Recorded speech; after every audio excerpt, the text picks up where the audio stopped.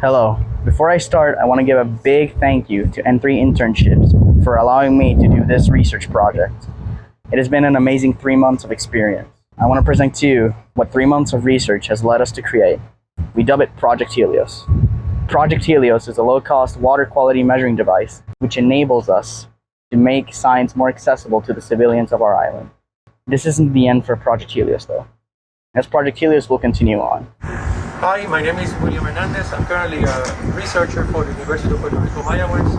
I'm working here at the Department of Marine Science in La Parguera, southwest Puerto Rico. So based on the previous research that we did, we then selected these sensors. These are hobo sensors that are easily accessible and pretty cheap in terms of optical sensors. And here with these sensors we can measure not only temperature but also light. My name is Roy Armstrong. I'm a professor at the Department of Marine Sciences of the University of Puerto Rico.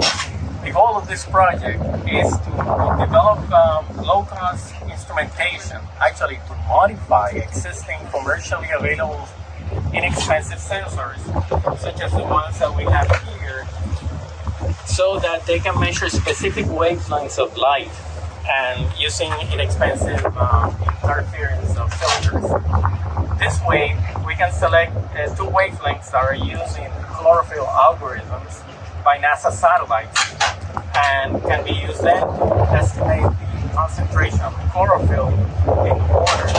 I want to talk about how we decided to validate this concept of Project Helios. What we decided to do was take 5 hobos and we decided to modify 2 of them, placing them with a cyan and blue filter respectively. We experimented with different concentrations of chlorophyll by adding a chlorophyll solution inside of the water in which we tested. And we detect to see if the change in brightness is apparent, because the more chlorophyll there is inside of water, the dimmer it's going to be at the bottom. When we took the hobos out of the water, we decided to analyze the data immediately. And what we found was that there was a difference in brightness.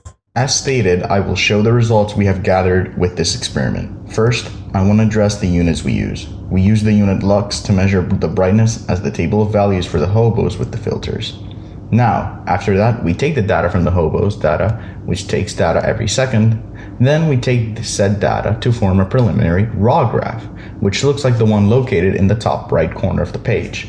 Then we take the 150 brightest values as we concluded are the most reliable and calculated the average value to then make a processed graph located in the bottom left corner of the screen to show what it looks like.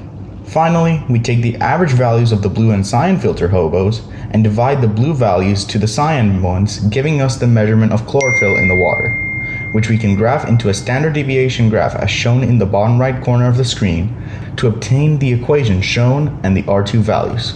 As shown, all the data lines up with what we expected.